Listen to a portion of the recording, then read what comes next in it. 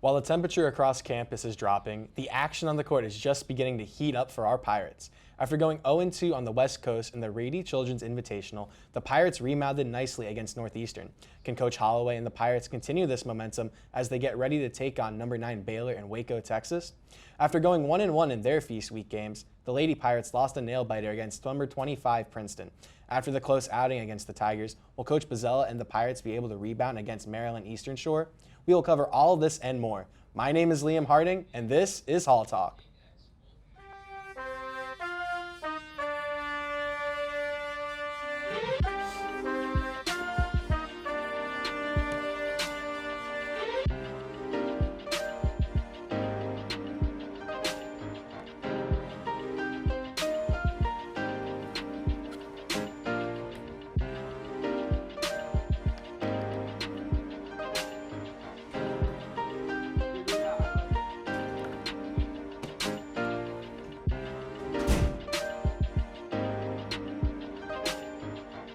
Hello there, ladies and gentlemen. My name is Liam Harding, and alongside me is my analyst making his Pirate TV and Hall Talk debut, Aiden Benison. Aiden, how are you doing today? I'm doing good. I'm happy to be here. I'm on set for the first time and wouldn't want to be anywhere else. It's awesome to hear. It's awesome. The feeling here is electric, and can't wait to talk about the Seton Hall Pirates basketball, as both teams have been in action since the last time Hall Talk aired. But talking about right now, last night the men's basketball team defeated Northeastern 88-75 and improved their record to 5-2 on the young season. Just got to ask, what stood out most to you, Aiden? I would say the rookie Isaiah Coleman stood out to. The freshman Isaiah Coleman stood out to me the most. He put up 11 points, 3 rebounds, and 3 steals. He is a freshman off the bench that you do not want to let up. And I would just say that for Shaheen Holloway, that's a nice bench piece that you want to have going down the season as we move on. I agree with you right there. He's proving himself to be such a quintessential spark off the bench. He played in 24 minutes yesterday and shot 4 from 6 from the field. All the fans know the impact, the analysts, the reporters, the players even know the impact he has, as well as Coach Holloway. So last night in the post-game interview, Alamir Dawes and Aiden Benison had this to say about Isaiah Coleman's performance. He's been doing a good job of it since we came back from the West Coast, and he's been keeping at it and making sure he, can go out there and do what he can do the controllable, and that's what he's been giving us. He's been very, active on the defensive end, and he just, get his hand on the ball, and that's what he's great at. So. Yeah, he really helps our defense a lot. I think he probably has the most deflections on our team, and like you guys saw in Cali and tonight here, like when you just get to steal, he can just go. He's one of the more athletic guards we have too. So he's going to continue to get better as the season goes on and stuff. So, but he really does change the pace for us when he gets in. Not only did Isaiah Coleman prove how important he is to the Pirates' success this year, graduate student Alamir Dawes also proved how important he is. After having a little bit of a shooting slump, would you say, in California, Alamir Dawes had a phenomenal game, scoring a career-high 25 points, 5 rebounds, and 5 assists to go along with it. So what do you think most contributed to his success last night? When you're Alamir Dawes and you have the jump shot that you have, all you can ask for him is just to get the points that you need. Just because this is a struggling offense, and with Alamir Dawes, when you can get consistent points and just productive points, you can't really complain. And that was what he was working with last night. I agree with you 100% right there. In the game against USC, he shot 2 for 13, 1 from 6 from three-point range. And the outing wasn't that much better against Iowa. He shot 4 for 14 and 4 from 12 from 3, which isn't going to cut it that well, especially if you're that grad leader, you're that leader on the team, you're starting. You have a lot of experience having come in from Clemson last year. He proved to be very essential for the Pirates' success, and he was able to heat up later part of the season. So I'm not all that worried about Alamir Dawes' play and all that, but the 25-point performance, I think, kind of reinvigorated him, reinvigorated the team, having faith in him, having the fans have his back. And, last night at the game, people were chanting Alamir Dawes' name. And it was just a great atmosphere to see him feel comfortable back home scoring the 25 points. Now, after the game, there's a lot of buzz about both Aiden Benison and Kadari Richmond's phenomenal performances. So what do you make of this so far in the season? I would say from Aiden Benison, you lose Tyrese Samuel last year, and now you're looking for a new center to rely on. It's hard to get in college basketball. Finding a good, reliable center is not easy to come by. And with what he was doing, he put up 13 points. And what I really liked most about his performance was his 5 from 6 from the free throw line. Finding a good center who can shoot from the free throw line, that's once again, that's hard to come by. And from Kadari Richmond, he runs the offense. You have to expect that at this point.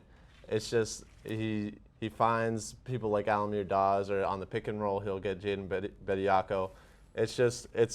I feel like Pirates fans must expect this from him at this point in his career. Oh, I agree, especially coming in. I was one of those Pirates fans that was a little bit nervous when it came down to the later part of the offseason with who they were going to get to play the 4 and the 5, and seeing Elijah Hutchins-Everett transfer in and Jaden Bediako, and picturing, you know how everyone was reporting him. Jaden Bediako could be almost only solely a threat down in the paint, down in the post, and not really doing much outside of that, not really helping all that much. But the grad transfer has been surprising a lot of people. He brings in the experience he had from Santa Clara, who made the March Madness last year and in previous years. He brings that, that just whole overall intensity from those teams, and he's bringing it now to the Pirates. He's not afraid to set some screens. Last night in post-game interviews, they were just talking about how impressive his screening was. He wasn't afraid to take a bump. And not just that, you talked about his free throw percentage. He was 4 from 4 from down low, which is also amazing. He was able to get a nice little highlight dunk and just did an all-in-all great job. And Kadari Richmond, just like Dawes, had a little bit of a slump out there in California, but he was able to break through tonight.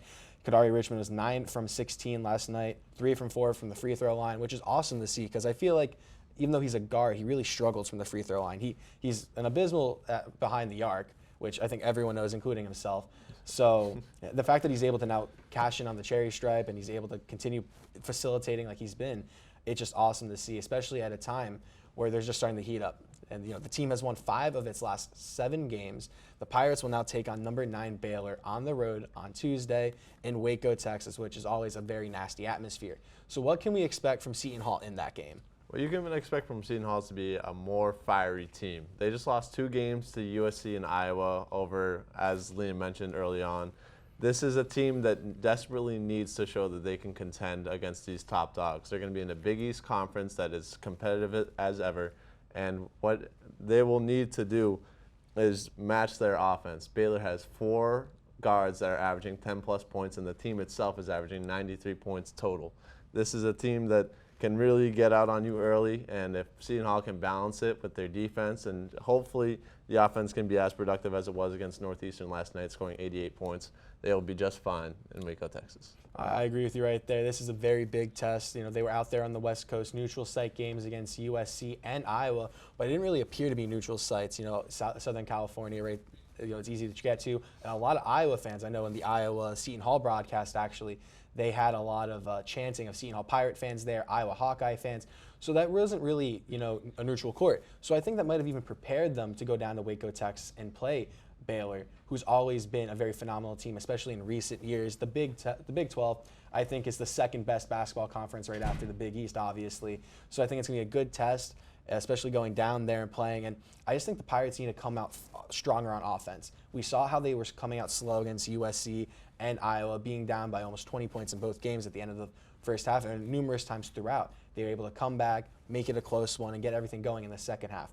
And Coach Shaheen Holloway has been telling everyone that he's trying to still figure out how to make the team become out strong in the first half. He knows the team can't be a second half team, especially once conference play starts against UConn, Marquette, so on and so forth. So I think coming out strong against Baylor is going to be a really, really big test.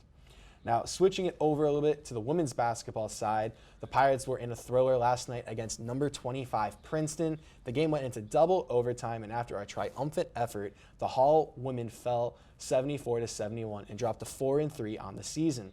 You were at the game, Aiden, so can you break down what you saw last night? Yeah, I was at the game, and what I saw was just an overly competitive game.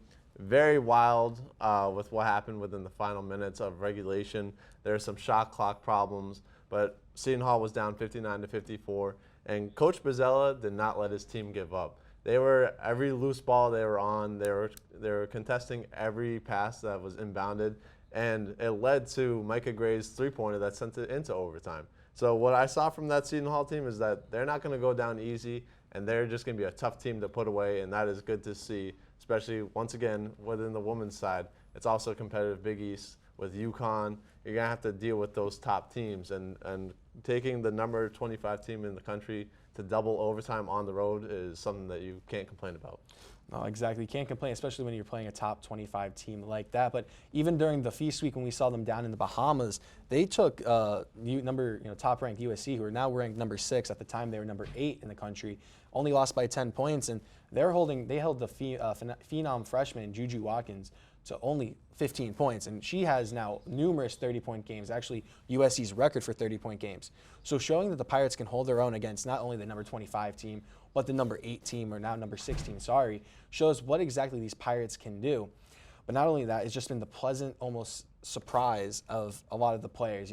Kay Satterfield started not in the starting lineup. Now she's been getting a lot of minutes. Last night playing 33 in the starting lineup.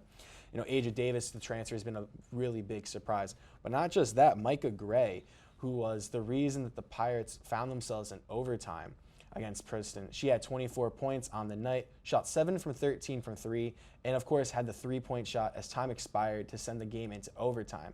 Now, Aiden, as I said before, you were there, so can you just talk to me a little bit about that shot and the performance overall? Yeah, Micah Gray, her and Azana Baines are the little tandem duo that Seton Hall has going on right now. But last night was Micah Gray's night. She, during overtime and double overtime, she was their main product for offense, and she was just getting the points that they needed. Because Princeton, they're a tough team. They have 2 guards that were killing Seton Hall all last night, and Micah Gray was able to match them. And it was a really just solid performance, and once again, just a nice bounce back. Yeah, I agree. This obviously was a very big, nice bounce back. You spend the whole Thanksgiving break, or a large part of it, down in the Bahamas. You kind of get, dead legs there because you're playing back-to-back games. You play 2 really tough teams in USC and in Eastern Carolina. As we saw, they won the battle against the Pirates. So it's also really just great seeing them staying competitive against these top-ranked teams. Because as you said before, Aiden, it is a very competitive Big East with UConn. Villanova's always competitive. Marquette, the list just goes on and on. Almost all the teams are really competitive in the Big East, which is always awesome to see, especially as a fan of the sport. And just Micah Gray has been phenomenal all year, the transfer coming in. People kind of slept on her. I feel like a lot of us Pirate fans did, not really knowing her game. But she has definitely made her game known to all of us Pirate fans, and it's just awesome to see. So overall, how were you happy about how the outcome of the game was last night?